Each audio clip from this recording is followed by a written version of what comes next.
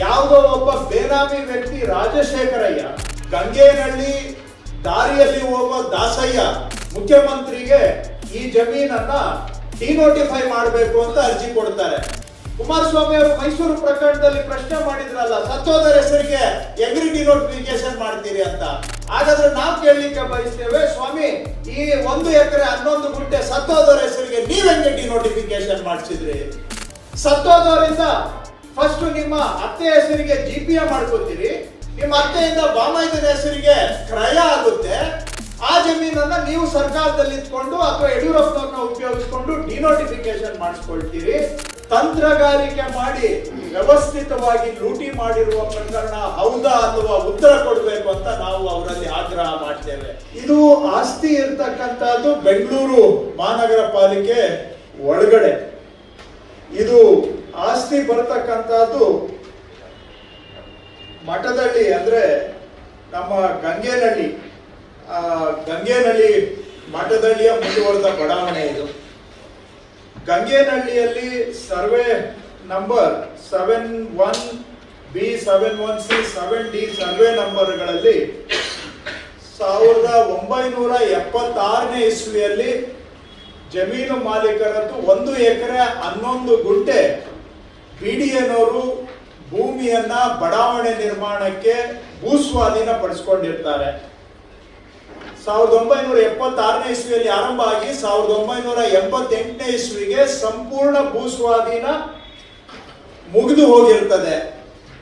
ಆದ್ರೆ ಮಾನ್ಯ ಕುಮಾರಸ್ವಾಮಿ ಅವರು ಮುಖ್ಯಮಂತ್ರಿ ಇದ್ದಾಗ ಈ ಜಮೀನಿಗೆ ಸಂಬಂಧನೇ ಇಲ್ಲದೆ ಇರತಕ್ಕಂತಹ ಯಾರು ಆ ರಾಜಶೇಖರಯ್ಯ ಅಂತ ಇವತ್ತಿಗೂ ನಮಗೆ ನಿಗೂಢ ಪ್ರಶ್ನೆ ಆಗಿದೆ. ಯಾವುದೋ ಒಬ್ಬ ಬೇನಾಮಿ ವ್ಯಕ್ತಿ ರಾಜಶೇಖರಯ್ಯ ಈ ಗಂಗೇನಹಳ್ಳಿ ಸರ್ವೆ ನಂಬರ್ನ 1 ಎಕರೆ 11 ಗುಂಟೆಗೆ ಅವರ ವಾರಸುದಾರರಿಗೆ ಸಂಬಂಧನೇ ಇಲ್ಲದೆ ಇರುವಂತಹ ದಾರಿಯಲ್ಲಿ ಹೋಗುವ ದಾಸಯ್ಯ ರಾಜಶೇಖರಯ್ಯ ಮುಖ್ಯಮಂತ್ರಿಗೆ ಈ ಜಮೀನನ್ನ ಡಿನೋಟಿಫೈ ಮಾಡಬೇಕು ಅಂತ ಅರ್ಜಿ ಕೊಡ್ತಾರೆ. ಜಮೀನು ಭೂಸ್ವಾಧೀನ ಆಗಿದ್ದು 1978ರಲ್ಲಿ. ಕುಮಾರಸ್ವಾಮಿ ಅವರಿಗೆ ಅರ್ಜಿ ಕೊಡೋದು 2007ನೇ ಇಸ್ವಿಯಲ್ಲಿ. ಭೂಸ್ವಾಧೀನ ಆಗಿ ಎಷ್ಟು ವರ್ಷದ ನಂತರ? 30 ವರ್ಷಗಳ ನಂತರ ದಾರಿಯಲ್ಲಿ ಹೋಗೋ ದಾಸಯ್ಯ ರಾಜಶೇಖರಯ್ಯ ಜಮೀನನ್ನ ಡಿನೋಟಿಫಿಕೇಶನ್ ಮಾಡಿ ಅಂತ ಅರ್ಜಿ ಕೊಡ್ತಾರೆ. ಆ ಜಮೀನಿಗೂ ರಾಜಶೇಖರಯ್ಯಗೂ ಸಂಬಂಧನೇ ಇಲ್ಲ. ಈ ರಾಜಶೇಖರಯ್ಯ ಯಾರು ಅನ್ನೋದು ಕೂಡ ಇವತ್ತಿಗೆ ನಮಗೆ ಗೊತ್ತಿಲ್ಲ. ಅವನ ಜಮೀನಿನ ವಾರಸುದಾರನೂ ಅಲ್ಲ, ಅವ್ರ ಕುಟುಂಬಕ್ಕೂ ಸಂಬಂಧ ಇಲ್ಲ. ಅವನ ಅರ್ಜಿಯ ಮೇಲೆ ಕುಮಾರಸ್ವಾಮಿ ಅವರು ಅದೇ ದಿನ ಪತ್ರ ಬರೀತಾರೆ ಅಧಿಕಾರಿಗಳಿಗೆ, ಇದನ್ನ ಫೈಲ್ ಅನ್ನ ಪುಟಪ್ ಮಾಡಿ ಅಂತ. ಅಲ್ಲಿ ಕುಮಾರಸ್ವಾಮಿ ಅವರು ಮುಖ್ಯಮಂತ್ರಿ ಇದ್ದಾಗ ಅದು ಇಲಾಖೆಗೆ ಹೋಗುತ್ತೆ. ಇಲಾಖೆಯಲ್ಲಿ ಕೆಳಗಿನಿಂದ ಅಧಿಕಾರಿಗಳೆಲ್ಲ ಬರೀತಾರೆ, ಇದು 76ನೇ ಇಸ್ವಿಯಲ್ಲಿ ಭೂಸ್ವಾಧೀನ ಆಗಿದೆ, 88ನೇ ಇಸ್ವಿಯಲ್ಲಿ ಎಲ್ಲ ಪ್ರಕ್ರಿಯೆ ಪೂರ್ಣ ಆಗಿದೆ, ಹಾಗಾಗಿ ಇದನ್ನ ಭೂಸ್ವಾಧೀನ ಮಾಡೋದಕ್ಕೆ ಬರೋದಿಲ್ಲ ಅಂತ ಬರೀತಾರೆ ಅಧಿಕಾರಿಗಳು. ಅದಾದ್ಮೇಲೆ ಅದಕ್ಕೆ ಕುಮಾರಸ್ವಾಮಿ ಅವರು ಉತ್ತರ ಬರೀತಾರೆ, ಇದನ್ನ ನೀವು ನೋಡ್ಬಿಟ್ಟು ಕಾನೂನು ಪ್ರಕಾರ ಕ್ರಮ ತಗೊಳ್ಳಿ ಅಂತ ಬರೀತಾರೆ. ಏತನ್ಮಧ್ಯ ಸ್ವಾರಸ್ಯಕರ ಸಂಗತಿ ಅಂದ್ರೆ ಈ ಜಮೀನನ ಅಸಲಿ ಮಾಲೀಕರು ಅವರ ವಾರಸುದಾರರು 21 ಜನ ಇದ್ದಾರೆ. ಆ 21 ಜನದ ಜೊತೆಗೆ ಕುಮಾರಸ್ವಾಮಿ ಅವರ ಅತ್ತೆಯವರು GPA ಮಾಡ್ಕೊಳ್ತಾರೆ. ಯಾವ ಜಮೀನಿಗೆ ಯಾವುದು ಭೂಸ್ವಾಧೀನ ಆಗಿದೆ ಆ ಜಮೀನಿಗೆ ಕುಮಾರಸ್ವಾಮಿ ಅವರ ಅತ್ತೆಯವರು GPA ಮಾಡ್ಕೊತಾರೆ. ಇದಾದ ಮೇಲೆ ಕುಮಾರಸ್ವಾಮಿ ಅವರ ಅವಧಿ ಮುಗಿಯುತ್ತೆ, ಅವರು ರಾಜೀನಾಮೆ ಕೊಡ್ತಾರೆ, ಸಮ್ಮಿಶ್ರ ಸರ್ಕಾರ ಬಿದ್ದೋಗುತ್ತೆ. ಕೆಲವು ದಿನಗಳ ನಂತರ ಮಾನ್ಯ ಯಡಿಯೂರಪ್ಪನವರು ಮುಖ್ಯಮಂತ್ರಿಯಾಗಿ ಬರ್ತಾರೆ. ಮಾನ್ಯ ಯಡಿಯೂರಪ್ಪನವರು ಇದೇ ಅರ್ಜಿಯ ಮೇಲೆ ಈ ಫೈಲ್ ಅನ್ನ ಪುಟಪ್ ಮಾಡಿ ಅಂತ ಬರೀತಾರೆ. ಫೈಲ್ ಪುಟಪ್ ಮಾಡುವಾಗ ಇಲಾಖೆಯವರು ಸ್ಪಷ್ಟವಾಗಿ ಬರೆದಿದ್ದಾರೆ ಇಂಗ್ಲಿಷ್ ಅಲ್ಲಿ. ಅವತ್ತಿನ ಪ್ರಿನ್ಸಿಪಲ್ ಸೆಕ್ರೆಟರಿ ಸುಬೀರ್ ಹರಿಸಿಂಗ್ ಅವರು ಜ್ಯೋತಿರಾಮಲಿಂಗಂ ಪ್ರಿನ್ಸಿಪಲ್ ಸೆಕ್ರೆಟರಿ ಏನ್ ಬರೀತಾರೆ ಅಂದ್ರೆ, as per para 8, this is a case where notification under 16(2) has been already issued and hence this is not a fit case for consideration for denotification ಅಂತೇಳಿ ಮುಖ್ಯಮಂತ್ರಿಗಳಿಗೆ file ಕಳಿಸ್ಕೊಡ್ತಾರೆ. ಅಂದ್ರೆ ಇದರಲ್ಲಿ 16(2) notification issue ಆಗೋಗಿದೆ, ಹಾಗಾಗಿ ಇದನ್ನ ಡಿನೋಟಿಫಿಕೇಶನ್ ಮಾಡ್ಲಿಕ್ಕೆ ಬರೋದಿಲ್ಲ ಅಂತ ರಾಮಲಿಂಗಂ ಅವರು ಬರೆದು ಕಳಿಸ್ತಾರೆ. ಆದ್ರೂ ಕೂಡ ಎಲ್ಲ ಇಲಾಖೆ ಅಧಿಕಾರಿಗಳು, ಅದರಲ್ಲೂ ಮುಖ್ಯಮಂತ್ರಿಗಳು, ಪ್ರಧಾನ ಕಾರ್ಯದರ್ಶಿಗಳು, ಅವರು ಬರೆದಿರುವಂತಹ ಕಡತದಲ್ಲಿ ಬರೆದಿರುವಂತಹ ಅಭಿಪ್ರಾಯವನ್ನ ಗಾಳಿಗೆ ತೂರಿ ಯಾವುದನ್ನ ಡಿನೋಟಿಫಿಕೇಶನ್ ಮಾಡೋದಕ್ಕೆ ಆಗೋದಿಲ್ಲ ಅಂತ ಪ್ರಿನ್ಸಿಪಲ್ ಸೆಕ್ರೆಟರಿ ಬರೆದು ಕಳಿಸ್ತಾರೆ. ಅದ್ರ ಮೇಲೆ ಮಾನ್ಯ ಯಡಿಯೂರಪ್ಪನವರು ಬರೀತಾರೆ, ಭೂ ಸ್ವಾಧೀನದಿಂದ ಕೈ ಬಿಡಲು ಆದೇಶಿಸಿದೆ. ಯಾವ ಡೇಟ್ ಅಲ್ಲಿ ಇದು ಬರೆದಿರೋದು? ಇವರು 2009-10 ಬರೀತಾರೆ. ಯಾವ ಜಮೀನಿಗೆ? 1976 ಭೂ ಸ್ವಾಧೀನ ಆಗಿರುವಂತಹ ಜಮೀನಿಗೆ 2009-10 ಇವರು ಡಿನೋಟಿಫಿಕೇಶನ್ ಮಾಡ್ತಾರೆ. ಇವರ ಆದೇಶದ ಮೇರೆಗೆ ಸರ್ಕಾರದವರು ಇದನ್ನ ಡಿನೋಟಿಫಿಕೇಶನ್ ಆದೇಶವನ್ನು ಕೂಡ ಹೊರಡಿಸ್ತಾರೆ. 1 ಎಕರೆ 11 ಗುಂಟೆ ಇಲ್ಲಿ ಡಿನೋಟಿಫಿಕೇಶನ್ ಆಗಿದೆ.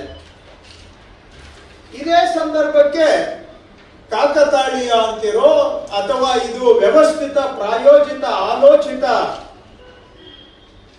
ಅಕ್ರಮ ಅಂತಿರೋ ದರೋಡೆ ಅಂತಿರೋ, ಈ ಜಮೀನು ಯಾವುದು ಡಿನೋಟಿಫಿಕೇಶನ್ ಆಗುತ್ತೆ, ಡಿನೋಟಿಫಿಕೇಶನ್ ಆದ ಕೆಲವೇ ದಿನಗಳಿಗೆ 1 ಎಕರೆ 11 ಗುಂಟೆ ಗಂಗೇನಹಳ್ಳಿ ಸರ್ವೆ ನಂಬರ್ ಕುಮಾರಸ್ವಾಮಿ ಅವರ ಬಾಮೈದ ಹೆಸರಿಗೆ ರಿಜಿಸ್ಟರ್ ಆಗುತ್ತೆ.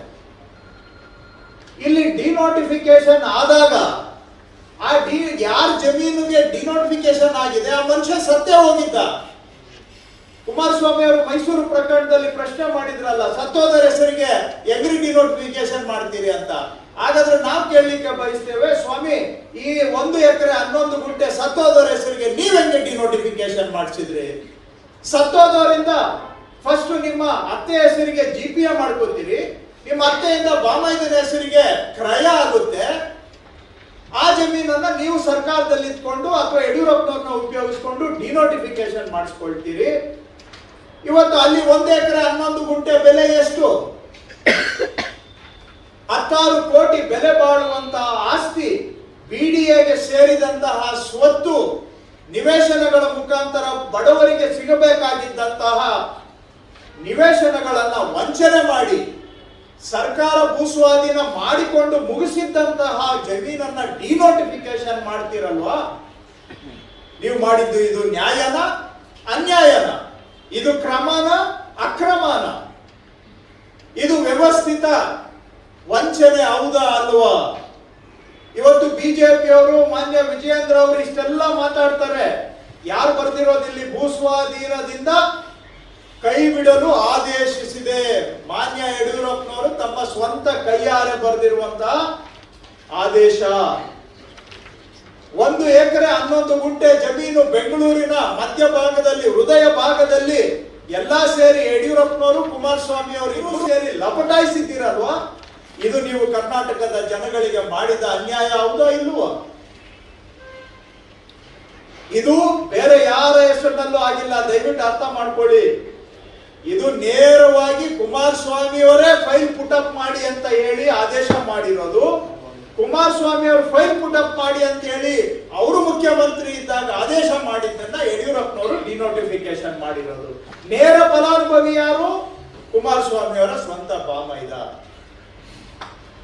ಇದು ಸಾರ್ವಜನಿಕರ ಸ್ವತ್ತನ್ನ ಪೂರ್ವಾಲೋಚನೆ ಮಾಡಿ, ತಂತ್ರಗಾರಿಕೆ ಮಾಡಿ, ವ್ಯವಸ್ಥಿತವಾಗಿ ಲೂಟಿ ಮಾಡಿರುವ ಪ್ರಕರಣ ಹೌದಾ ಅಥವಾ ಉತ್ತರ ಕೊಡಬೇಕು ಅಂತ ನಾವು ಅವರಲ್ಲಿ ಆಗ್ರಹ ಮಾಡ್ತೇವೆ. ಇಂಥವು ಹೇಳ್ತಾ ಹೋದ್ರೆ ಬೇಕಾದಷ್ಟಿದಾವೆ. ಈ ಪ್ರಕರಣದ ವಿರುದ್ಧ ಲೋಕಾಯುಕ್ತ ತನಿಖೆ ನಡೆಸ್ತಾ ಇದ್ದಾರೆ. ಲೋಕಾಯುಕ್ತ ತನಿಖೆಯನ್ನ ವಜಾ ಮಾಡಬೇಕು ಅಂತೇಳಿ ಮಾನ್ಯ ಯಡಿಯೂರಪ್ಪನವರು ಹೈಕೋರ್ಟ್ಗೆ ಅಪೀಲ್ ಹೋಗಿದ್ರು. ಹೈಕೋರ್ಟ್ ಅಲ್ಲಿ ಅಪೀಲು ವಜಾ ಆಗಿ 25,000 ರೂಪಾಯಿ ದಂಡನೂ ಹಾಕಿದ್ದಾರೆ. ಇವತ್ತಿಗೂ ಕೂಡ ಲೋಕಾಯುಕ್ತದಲ್ಲಿ ತನಿಖೆಯಲ್ಲಿದೆ. ನಾವು ಈ ವೇದಿಕೆ ಮುಖಾಂತರ ಆಗ್ರಹ ಮಾಡ್ತಾ ಇದ್ದೇವೆ, ಲೋಕಾಯುಕ್ತದವರು ತತ್ಕ್ಷಣ ತನಿಖೆಯನ್ನ ಪೂರೈಸಿ ಅವರ ವರದಿಯನ್ನ ಇದರ ಮೇಲೆ ಕೊಡಬೇಕು. ಯಾರು ತಪ್ಪು ಮಾಡಿದ್ದಾರೆ ಅವರಿಗೆ ಶಿಕ್ಷೆ ಆಗುವಂತಹದ್ದು ಆಗಬೇಕು ಅಂತ ನಾವು ಲೋಕಾಯುಕ್ತ ಅವರನ್ನು ಕೂಡ ಆಗ್ರಹ ಮಾಡ್ತೇವೆ. ಇವೆಲ್ಲ ದಾಖಲೆಗಳನ್ನ ನಾವು ನಿಮಗೆ ಒದಗಿಸಿಕೊಡ್ತೇವೆ.